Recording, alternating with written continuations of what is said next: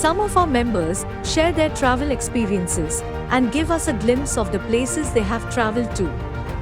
A fascinating evening is promised with a brilliant photo tour of Leh and Ladakh, Darjeeling, Ajanta, Egypt, and Bali.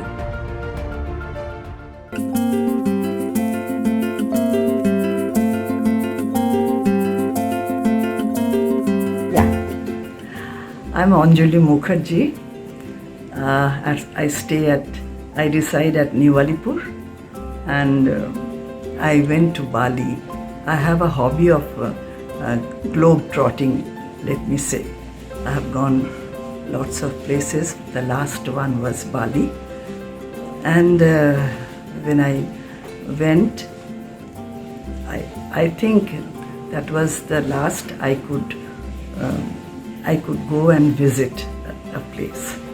So I went with my son. They took me with great care, and that's why I could make it. As a matter of fact, at this age, it's not so easy to go anywhere. They are really very much Indian-like even now. Like they go to temple early in the morning, have a bath, and with a thali in their hand, and go to temple, offer puja, and nonchalantly comes back, as though it is the most, what should I say? It's very, very normal. Life is very normal, just like any Indian. When I went to Bali, the airport was so nice. I was really very much impressed. That is number one. When I went to the lift, it was so artistic. It's impossible for me unless someone sees it. Someone has to see it to say, or see it to appreciate, rather. And lovely pictures, and all the days, their daily life is so much nice that it's another thing, another way. When I went to the inside, there, as I say, they are absolutely Indianized. Everywhere Ramayana and Mahabharata, wherever you go, and Ravan, in the airport itself, there is a big image of Ravan. It's so beautiful. Well, when I went to the roadside view, that was another wonderful, which I observed, wonderful thing of Gita, which is Arjuna and Sri Krishna. Both were in their beautiful statue. The road, when I come to the road, we all saw the houses. They are very artistic. Number one, you can see who are those who are rich. The affluency you can always notice, and they have temples in their small houses also. A small temple where they offer puja every day, and others are not allowed there inside. All the houses, they are all similar. You can see the similarity, the portraying corners of the houses. Everybody has the same pattern. Well, this girl is from Bali, as you can see. She is very beautiful and very nice to talk to. And she said, "I'm the eldest member of the household, lady. If it is a household, the head of the household, ladies are called Muniam. how the ladies are always called Muniam, who heads the household. And what I saw in our India, the caste system is absolutely abandoned by us. But there, it's still so much. They are so strong. They maintain their caste that it is really surprising. Shopping mall, it's lovely. These two lovely figure. One, Balinese figure. Both are of to serve temple of that is a residential house, and everybody is not allowed to go in. And this is a where they put the demon's image as you go inside their house, but not allowed unless you know them. Not allowed for the tourist. This is a place where our king Dharmapal, Raja Dharmapal, he went. Not really, he went. His own kingdom, which slowly and steadily Bali was divided from India, and it became an island actually. And there Dharmapal went for Lord Buddha. There is a temple of Lord Buddha who's been worshipped daily, morning and evening. I don't have the photograph of that of Durga. In that same deep sea, sort of it's a trail of a mountain. It has gone into the sea, and there was some soft place where the sea water it has washed away in the sea water, and precariously hanging. I think it won't stay very long unless they care for it or they maintain it nicely. Did you know that the share of the Indian population over the age of 60 is projected to increase from 8% in 2015 to 19% in 2050? In fact, by the end of the century, it will go up to nearly 34% of the total population in the country. This is an inevitable and irreversible demographic reality, as improvements in health and medical care have led to increased longevity. The old age dependency in the population is gradually but consistently increasing, as there is a distinct demographic transition to increased lifespan and smaller families. Add to this the elderly's preference for aging in place. Migration of children due to professional requirements often sees the elderly living alone or only with the spouse. Through extensive research and personal interaction, we too found that the elder's own home is the strongest bond between them and their immediate socio-physical environment.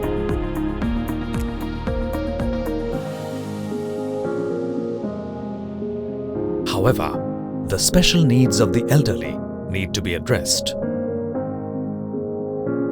Support Elders brings to the elderly a sustainable ecosystem by providing comprehensive support in the comfort of their own homes. Daily evening calls, they are the ones. Any day I don't get a call from anybody. At least in the evening I do get the call from Support Elders. Somebody asks me, are you well? Have you eaten? Have you taken your medicines? So I feel that there is somebody watching over me. We at Support Elders work towards enhancing the quality of life of elders. With our well-entrenched technology, team of ex-servicemen and state-of-the-art alarm centers, we provide 24/7 medical emergency services and 360-degree comprehensive at-home support to elders. There was a crisis with my husband. He had to be admitted into hospital. So I just dialed the number, and within 20 minutes, the gentleman who answered the phone, he said, "Do you need an ambulance?" I said, "Yes."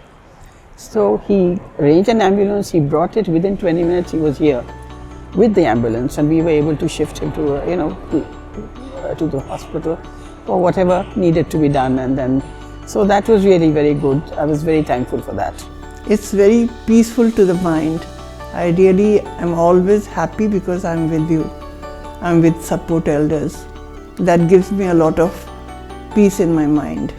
We provide sophisticated, customized, technology-enabled solutions which include digital tracking and remote health monitoring, as well as regularly updating our members' kin or care sponsors. The Support Elders Alum Center team members spread across multiple cities are on high alert 24/7, as we are the first who receive information about members' medical emergencies. As soon as the alert button is pressed or we receive a call, we call them back to understand the whole situation, and simultaneously we track our caregiver nearest to the member's location. Then, the Alarm Center team arranges for an ambulance if required, finds out the availability of beds in the member's preferred hospital, coordinates with all of them, and also updates the member's kin. In case of emergency, I know someone is waiting for my call. So that feeling is very good.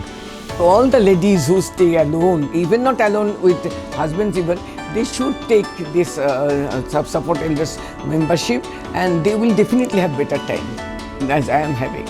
नमस्कार, मेरा नाम प्रदीप कुमार सिंह है। मैं भारतीय सेना में 18 साल नौकरी करके रिटायर्ड हुआ। वहाँ से नौकरी छोड़ने के बाद मैंने सपोर्ट एल्डर ज्वाइन किया। हमारा काम यहाँ पे सपोर्ट एल्डर में है कि हमारे जो सीनियर सिटीजन्स हैं, जो हमारे एल्डर्स हैं, उन्हें सपोर्ट देना, मेडिकल इमरजेंसी में काम देना। We could rely on him. We could rely on the support elders. That helped us a lot in my husband's getting the surgery done. He came, he took him at about 7 o'clock, and it took about the whole day. Getting the dates, then the admission, taking him. Mr. Sinha from the support elders, he made sure that he never faced any inconvenience, for that entire duration. That was a big, big help for us. Social interaction and being connected is essential for mental well-being and cognitive fitness. So, we facilitate creative, cultural and educational pursuits to encourage our members to chase their cherished dreams, discover new passions, or just socialize and interact with others. These promote positive aging and help to keep dementia and loneliness and even depression at bay. My parents are members of your extended family since last year. In the couple of instances where my father had to be hospitalized, we received extremely professional, prompt and very, very touching services from your team, and we are very grateful for that. My name is Amit Kumar Datta. I joined Support Elders after completion of 16 years of service in Indian Army. The dedication and disciplined life of Indian Army helped me a lot to serve our elderly members. My enthusiasm, my spirit helped me a lot in several cases where I have to reach on time and save them. I did not visit bank, ECHS, post office, even the mall. I never went out of the house. I stayed at home and they brought everything for me. During this pandemic, when we are asked not to go out, and at the same time we need many things like ration, etc. So then she suggested that why don't you ask our support elders staff. I said normally they are not supposed to do these things, they are supposed to do medical things, but how can I ask them to buy groceries and all? But when I approached them, it was complied with, and we are practically very cozy with that arrangement, that whenever we required something, we said beforehand that this is the thing, tomorrow we may require. Even like milk, we got it. My son's in-laws are in Hyderabad. They have made them members from the USA itself. We provide professional care with empathy and compassion. Serving elders since 2014, Support Elders is a trustworthy and reliable platform with a proven track record of consistent delivery and thoughtful service.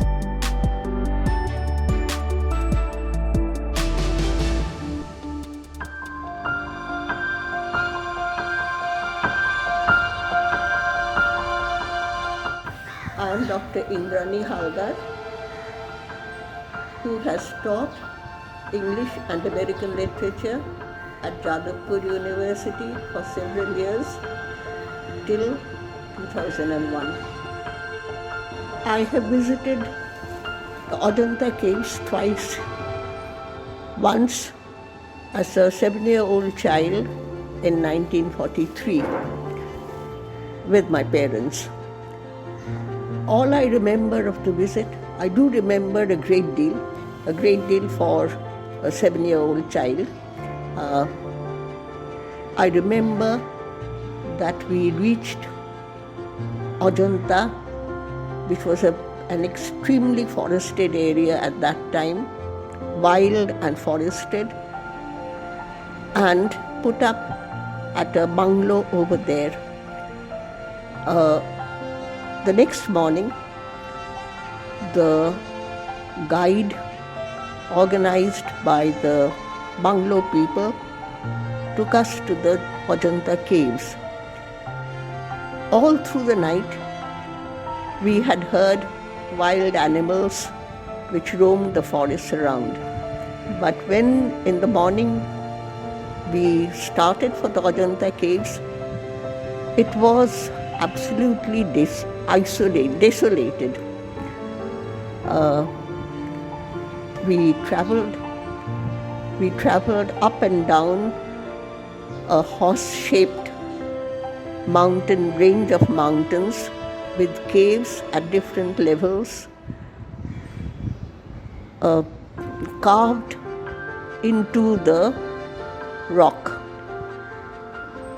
I was too young at that time to appreciate the sculpture, which was partly of 2 centuries before the birth of Christ and carved by Hinojan Buddhists.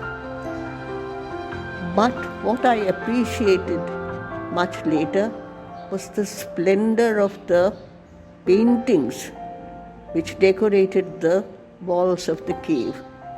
I don't know, at least at that time I didn't know that the walls were plastered with organic materials. Whatever the plaster might have been, the paintings were in brilliant colors, organic. I understood later, much later, but they depicted mostly a very rich world, not just of human beings, not just of gods and goddesses, not just of apsaras, but also of the different tales from the Jataka. I was too young to know the Jataka tales, but my mother explained 1 or 2 of the paintings to me. For example, this was a painting I was not able to see on my second visit in 1986. There was the story depicted from Shibi Jataka of Shibi, who sacrificed his own flesh in order to save the life of a pigeon. It was a beautiful painting in different colors, green and red, ochre, and it showed the expressions of Shibi and the people surrounding him. The pigeon he had tried to save from a hawk, offering instead his own flesh of the same weight, was nestling in his lap. And at a distance there stood a pair of scales in which the flesh which was cut off from his body was being weighed. It was a beautiful painting, but the walls were covered. We saw very few of the caves. Most of them were not open to visitors. As a matter of fact, there were very few visitors except us. None, as far as I remember, none.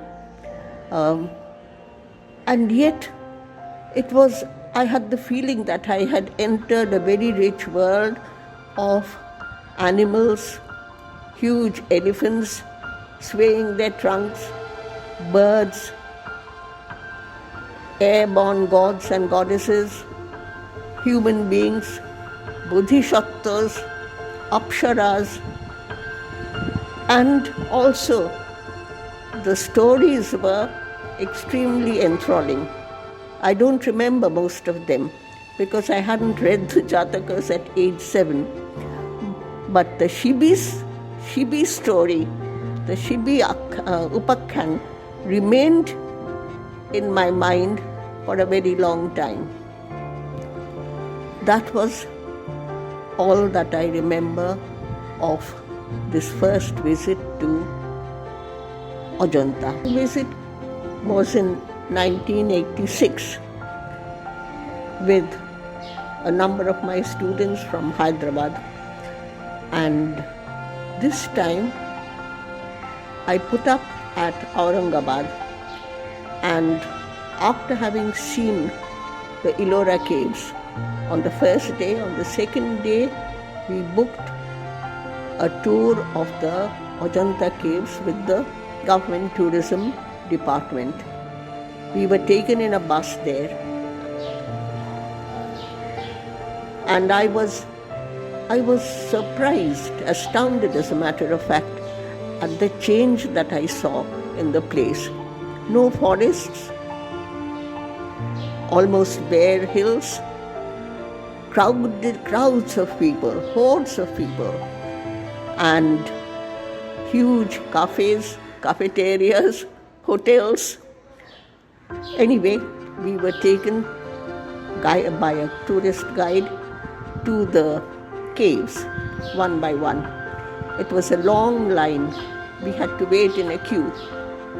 Sometimes before entering one particular cave, we had to wait for the previous batch to leave the cave.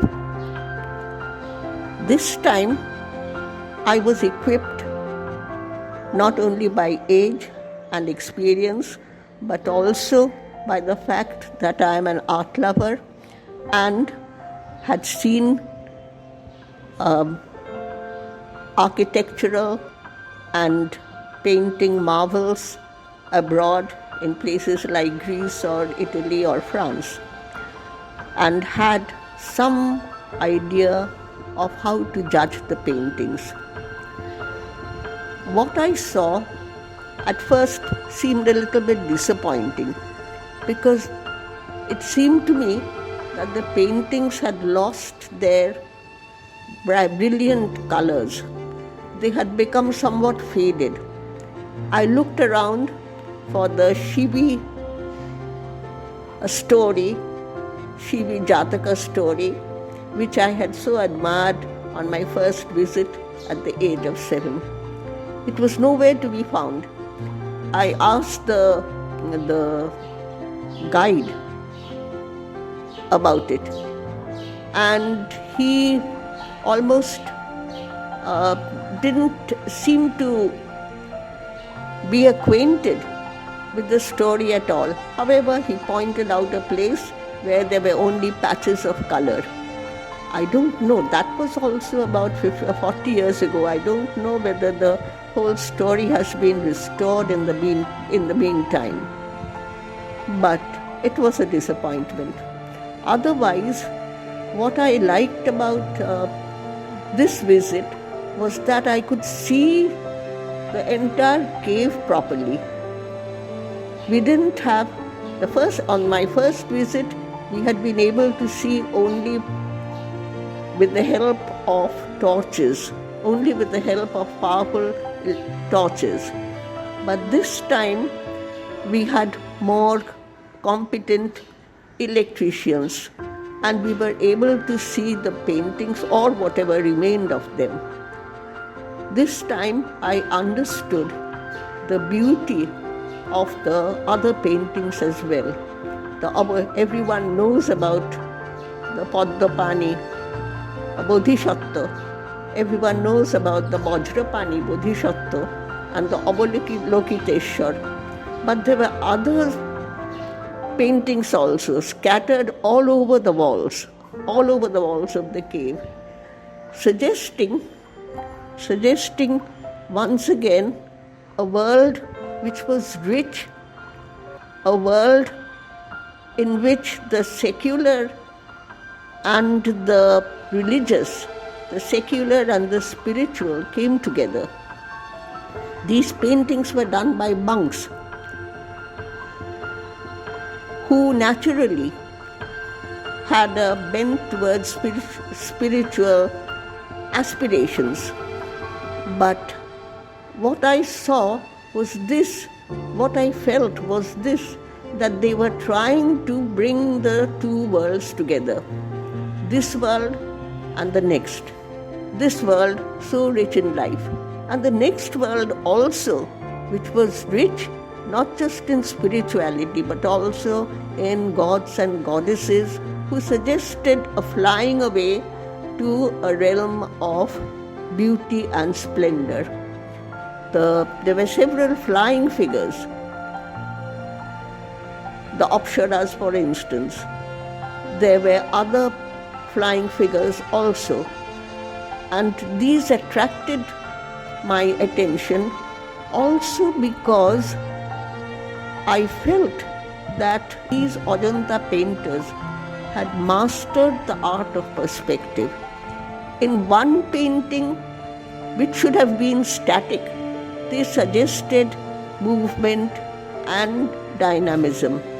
They suggested a world where many activities could take place simultaneously. Many activities could take place synchronously. And this is what I found interesting, almost like the 19th century French painters. As if the viewer could travel through the entire story in the painting of these painters which juxtaposed different activities and different worlds. Anyway, Ajanta is too big for one to judge at one visit. Unfortunately, I couldn't visit Ajanta another time. And another time, it's been almost 40 years since I last visited Ajanta. But somehow I felt that the first visit was more thrilling, though I understood nothing of the excellent craftsmanship, the excellent artistry of the painters and the sculptors. Still, somehow this second visit might have surprised me academically, but the enchantment of discovery alone in an isolated place in these pristine forest surroundings was somehow different.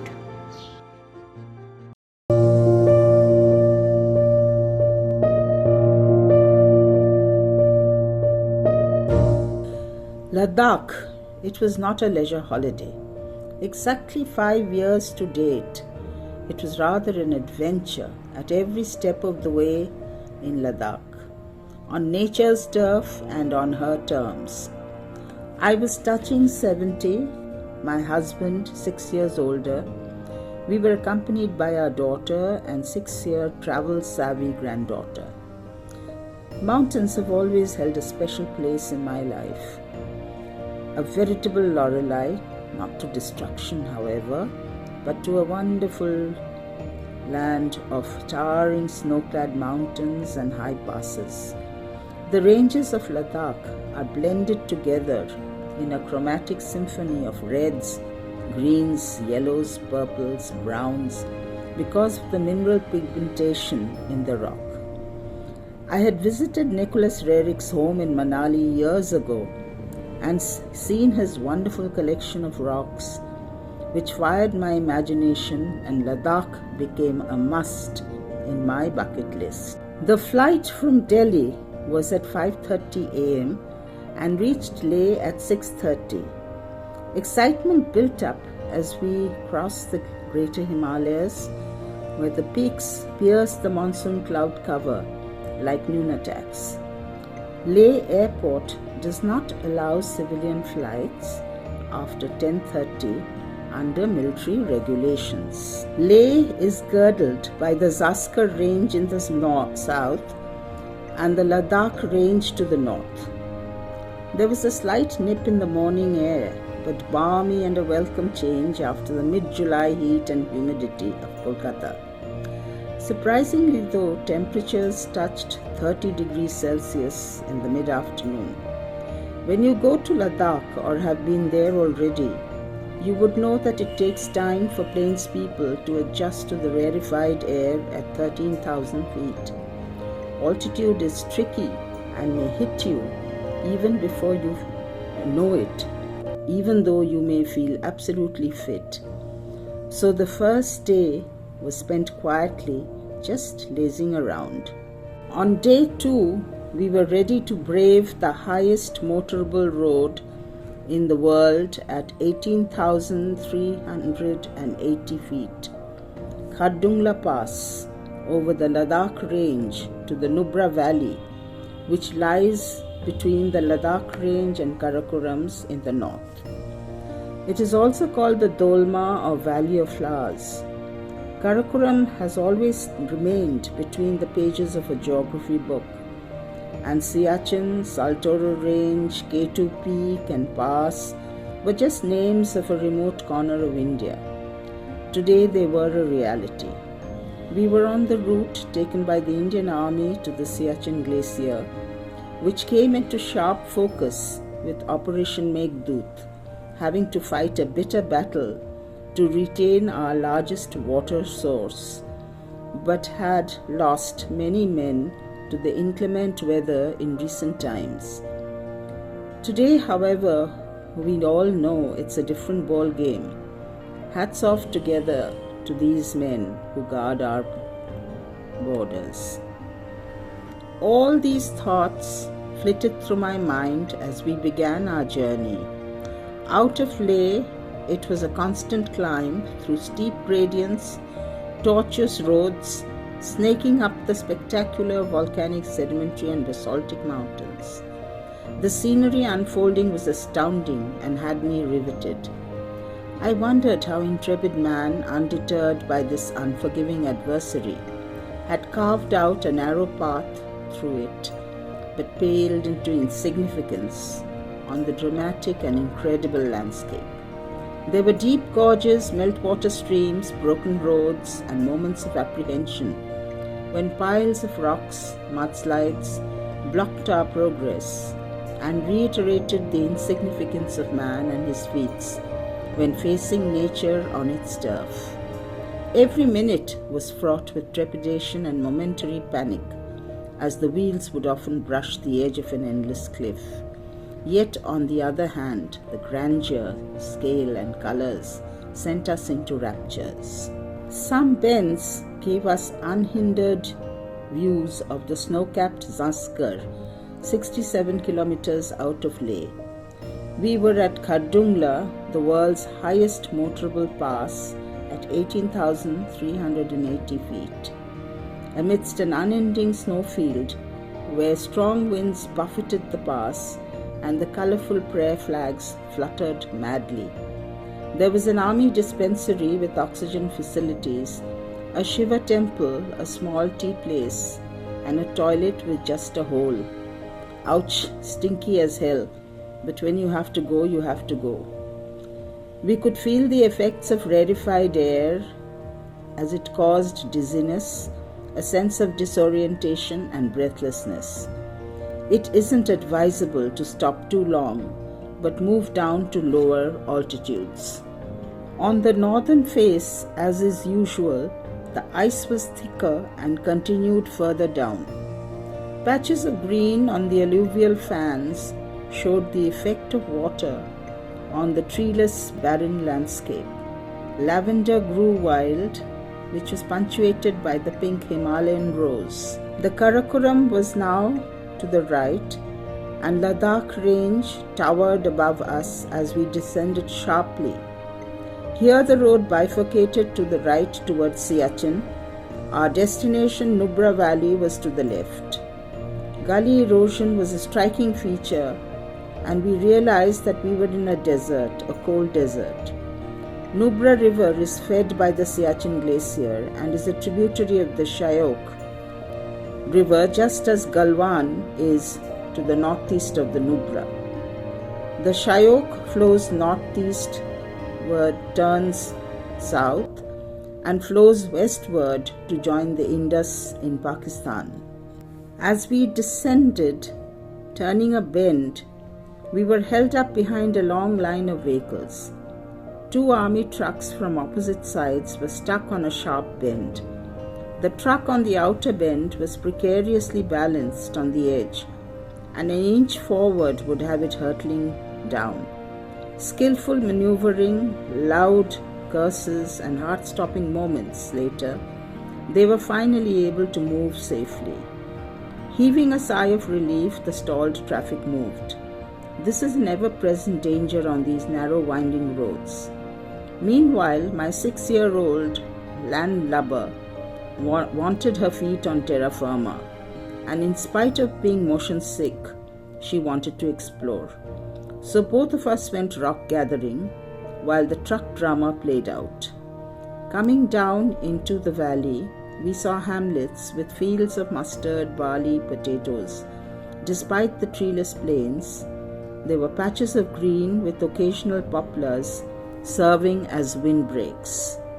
At Khalsar, we descended right onto the river valley of the Shyok. The main river had meandered away towards the Karakorams, leaving a wide pebbled valley.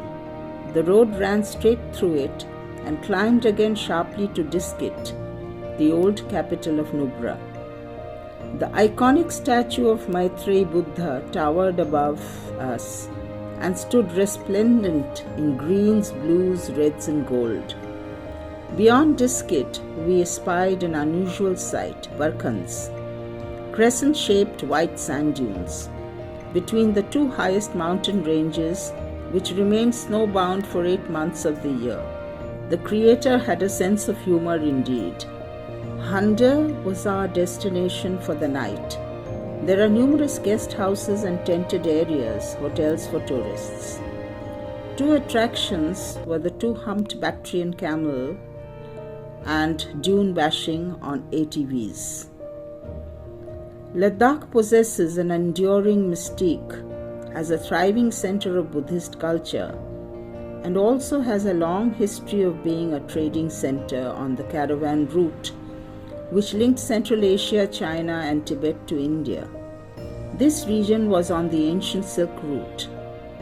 The Bactrian camels came loaded with silks and borax to be sent all over the world through the Arabian seaports. The merchants would leave these animals behind on their arduous return journey. Today, tourists can ride them to get a feel of what the ancient merchants felt when they rode them through the high passes. Nubra Valley is also the summer pasture for those soft, woolly pashmina goats with long horns. I was sitting on the parapet of a narrow stream as Mademoiselle was taking a ride on the camel beyond the passes, and suddenly was overwhelmed by this huge milling herd of at least 200 goats, looking balefully at me as though I was an intruder in their path. They were beautiful shades of golden brown speckled with white and black, and could feel the softness of their long straight fur as they brushed past me. I wouldn't trade this experience for $1 million. and I could understand why pashmina is so soft and so comfortable. Next morning, it was the return journey with a brief stop at Diskit Monastery. The architecture was starkly Tibetan, whitewashed, bordered with red ochre and black wooden frames for windows, but unbelievably colorful. These medieval structures stand testimony to the wealth generated by Ladakh's history, being at the crossroads of Asia. The prosperity and its forbidding landscape is a magnet for tourists, and now we know why it is so strategically important for us. Day 4 was spent in Ladakh, in Leh. The hilltops are dotted with the ubiquitous hamlets around small and large monasteries. They are arranged in steps facing the valley, while the peaks and crags stand silent sentinels on 3 sides. These people knew how to stave off marauders and reminded me of the castles atop the crests of the Middle Rhine, which guarded their river trade routes. Leh, however, has become an unplanned urban sprawl with narrow roads, guest houses, hotels mushrooming in every nook and cranny. But while the whitewashed chotams and colorful prayer wheels hold their own, human intrusion is exacting a price on the fragile ecosystem. But there are still unending areas which are untouched and pristine. There are a number of places in and around Leh worth a visit. Towards Alchi on the Kargil Road is the Hall of Fame and Army Museum. It is well appointed and documented museum of the different wars fought in Ladakh and the heroes and large models of the layout of Ladakh. It also has a gift shop where you can shop for Ladakhi handicrafts at a reasonable price. On the way to Alchi, we stopped briefly at the confluence of the Indus on the left and Zaskar River on the right freezes in winter and is a highway to Leh for the far-flung villages along the Zaskar River. Magnetic Hill was the next stop. This was an unusual phenomenon. The layout of the area creates an optical illusion of going uphill when it is actually downhill. Have also heard that flights avoid this hill because it interferes with the instruments. Gurdwara Patthar Sahib, a few kilometers ahead, is a peaceful Gurdwara run by the Sikhs of the Indian Army.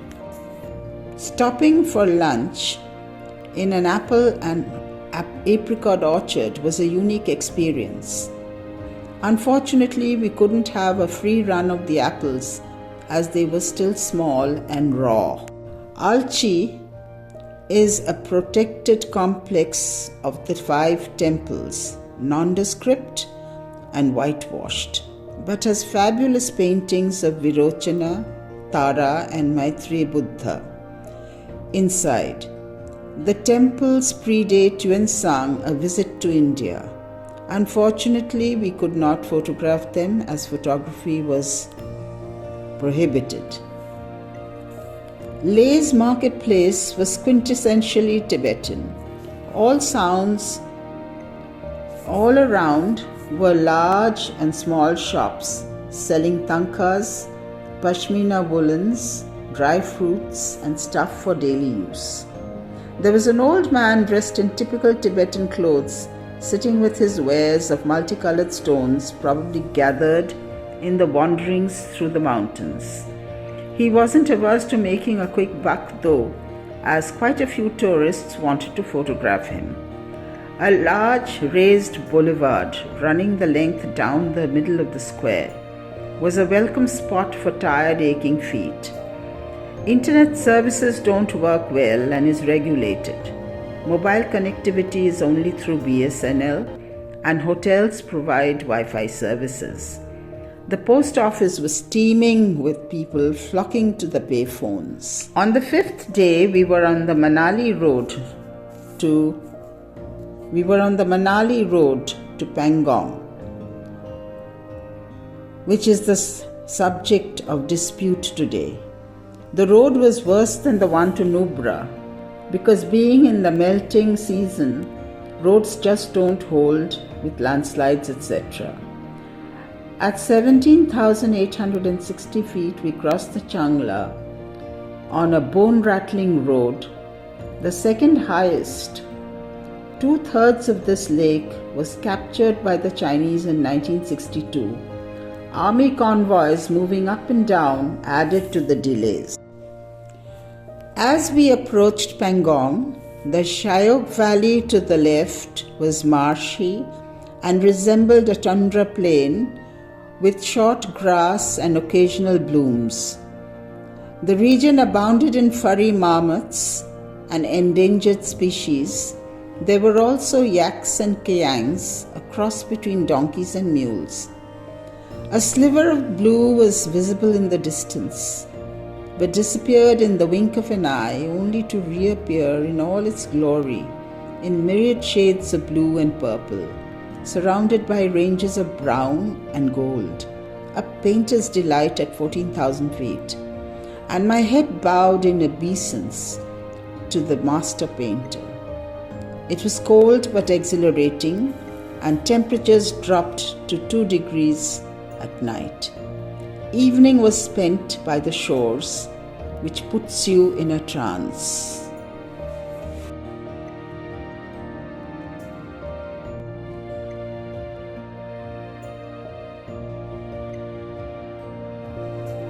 Next morning was return via Thiksey Monastery and Shea Palace.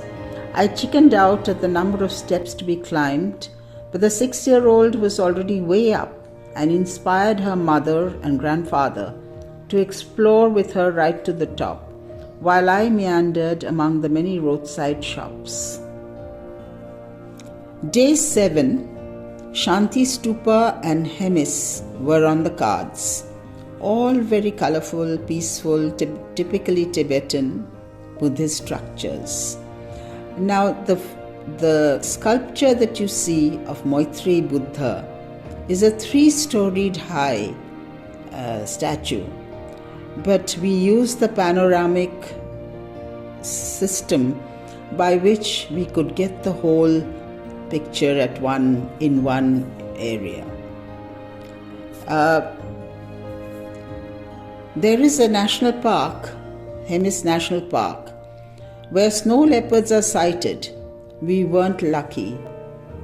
And the last evening, shopping and tasting fabulous thukpas and juicy momos left us thirsting for more. Flying out of Leh, I couldn't help wishing I could come back. No photograph does justice to the beauty and grandeur of Ladakh. It gets etched in one's memory, indelible forever. 7 days is not enough. You need to spend more time to acclimatize and soak in the culture of the simple and prosperous folk of the hills. I'm glad I could come when I did and absorb a minuscule part of the most beautiful land of ours. Suggest whoever is able, please do visit this beautiful area of India, which is very remote, cold, high, but wonderful.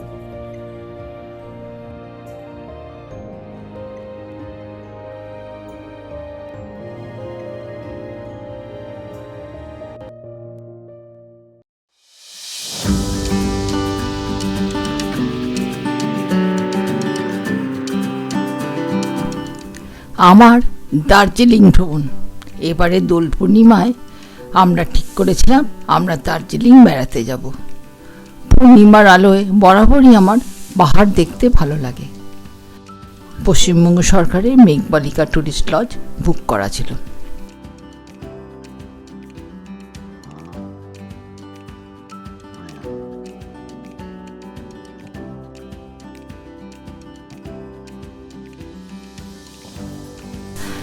মেলে আসলাম। Mail তো বরাবরই খুব সুন্দর, অনেক লোকজন, হই হট্টগোল, চারপাশে ছোট ছোট দোকান।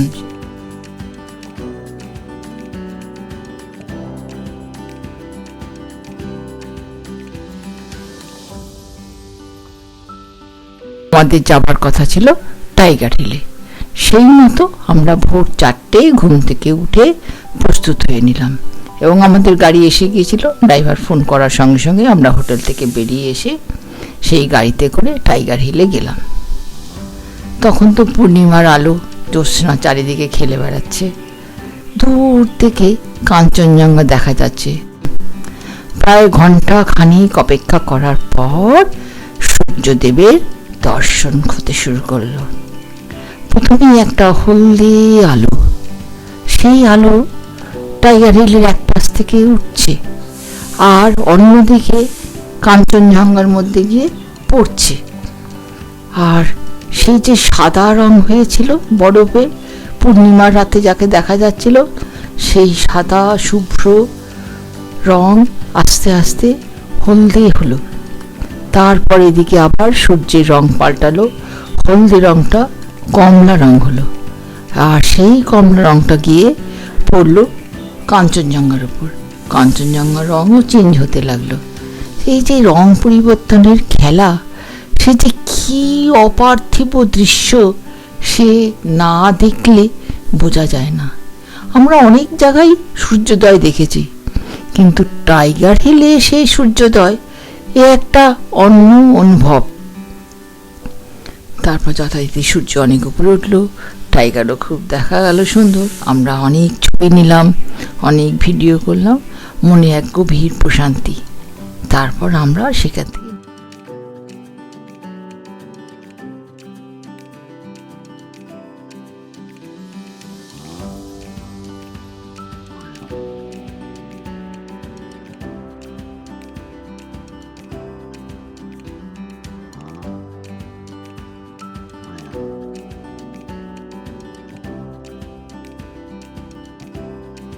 আমি টয় ট্রেনে গেলাম।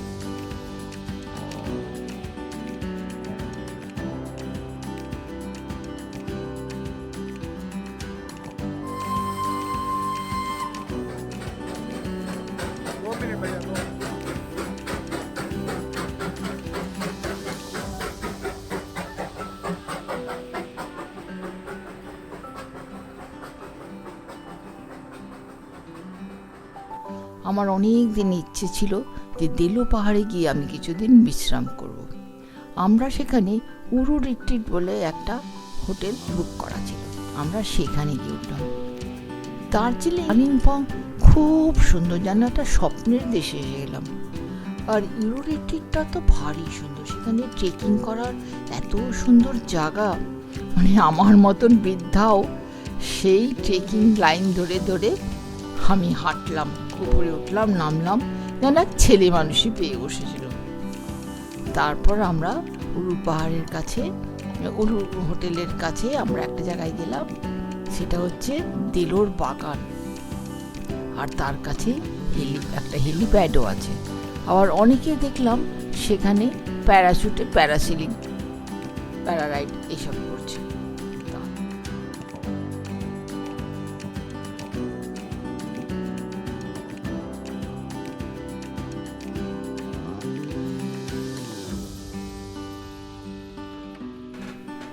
দেলো পাহাড় থেকে নিউ জলপাইগুড়ি আসার রাস্তা ভারী মনোরম। তারপরে আমরা আরো 2 দিন দেলো পাহাড়ে থেকে তারপরে আমরা নিচে নেমে এলাম নিউ জলপাইগুড়িতে। তিস্তা নদী যেন কখনো বাচ্চার মতন খুব তীব্র, কখনো সে যুবতী ধীর স্থির, কখনো বা বৃদ্ধা, খুবই ধীরে ধীরে বয়ে চলেছে। গোটা রাস্তা দেলো পাহাড় থেকে নিউ জলপাইগুড়ি, তিস্তা আমাদের পথ ছাড়ল না, সঙ্গে সঙ্গে আমাদের আসলো, যেন কত কথা বলে গেল জীবনকে ভালোবাসো, ভালো থেকো।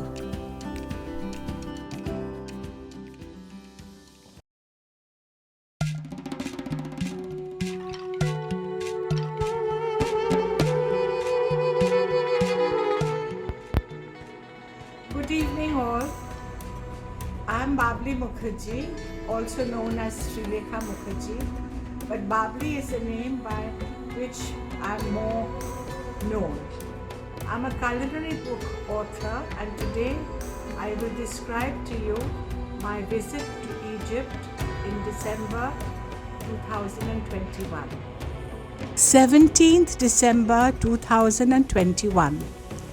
Boarded the flight with such trepidation, endless questions, forms and declarations. Apart from my birth certificate, every conceivable certificate was asked for. Then, finally, after all the formalities were over, or so I thought, came the bombshell that I would have to have another RT-PCR test at the Cairo airport at the cost of $68. The gentleman at the Calcutta airport asked me, "Madam, do you want to pay here?" I instantly replied, "No." But the universe was on my side, and when I reached Cairo, I was not asked for any test, I was not asked for payment of dollars, so it all went off very smoothly.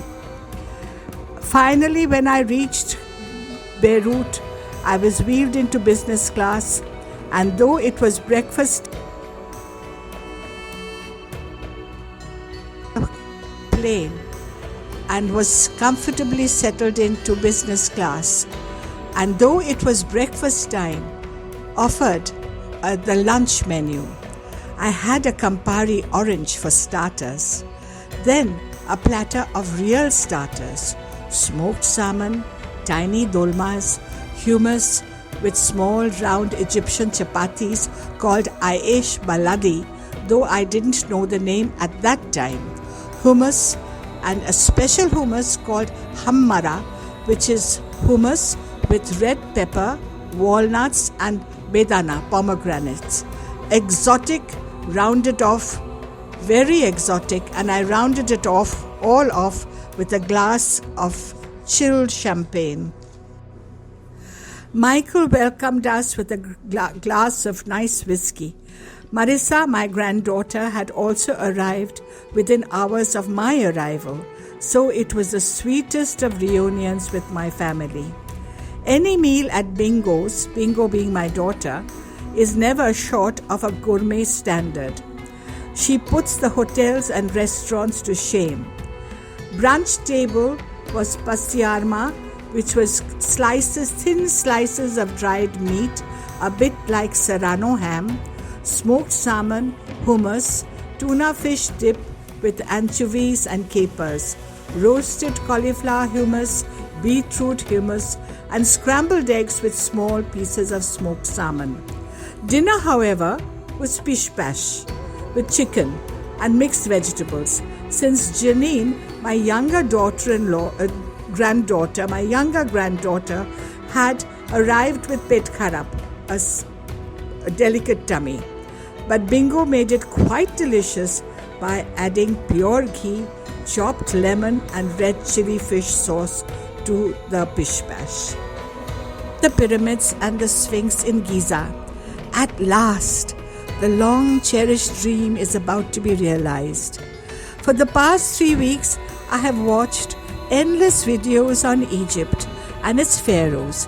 I thought that after repeated viewing, I had a fair idea of what to expect, but nothing had prepared me for the stark, solitary grandeur of the golden mounds of ancient stone rising skywards amidst the desert sand. I mentally obliterated the tourists and the touts, rows of tourist buses and souvenir sellers.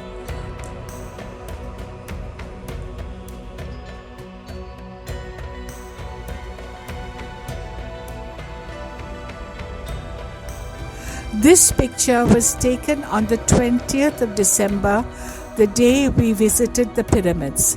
It was my Jamai Michael's birthday, so my daughter had booked a special lunch for him in a restaurant facing the pyramids.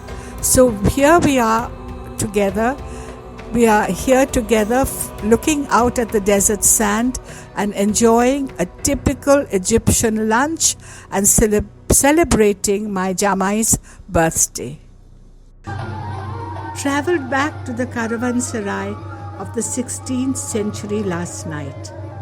In the courtyard of an adjacent mosque, dervish dancers twirled endlessly to flutes, drums, tambourines, and song. A night to remember. I asked Marissa, who supported me. Marissa is my granddaughter, who supported me, bless her heart, up and down the cobbled, worn stone steps, that only if the stones could speak, what a story they would tell. 26 December, Boxing Day.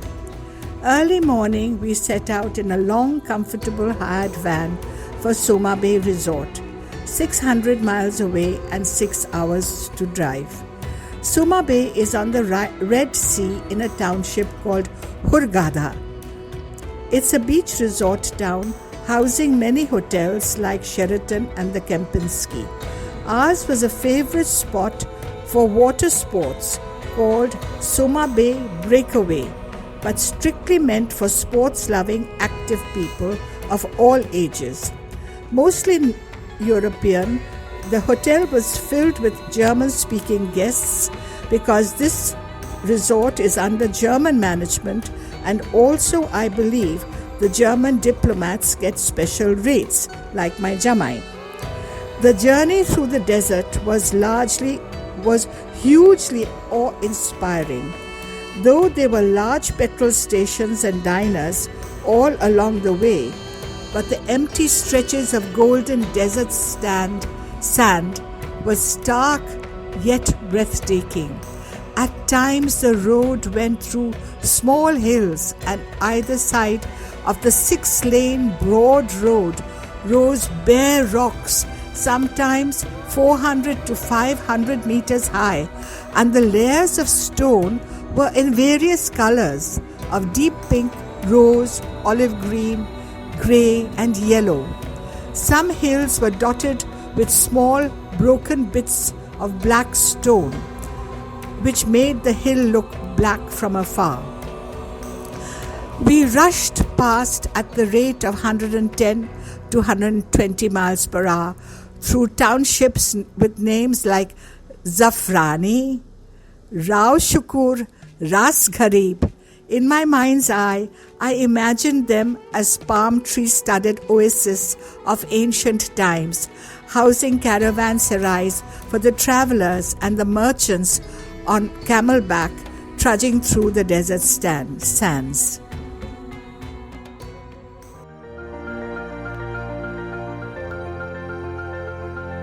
Thank you ever so much for spending your time with us. We hope you have enjoyed watching the program. Before we say bye-bye, we have a little request. Please spend a second to click on the subscribe button. No, this is not a financial subscription. It only means that you have seen and liked the program and subscribing to this channel so that you can watch many more such programs that we intend to bring to you. Thank you once again.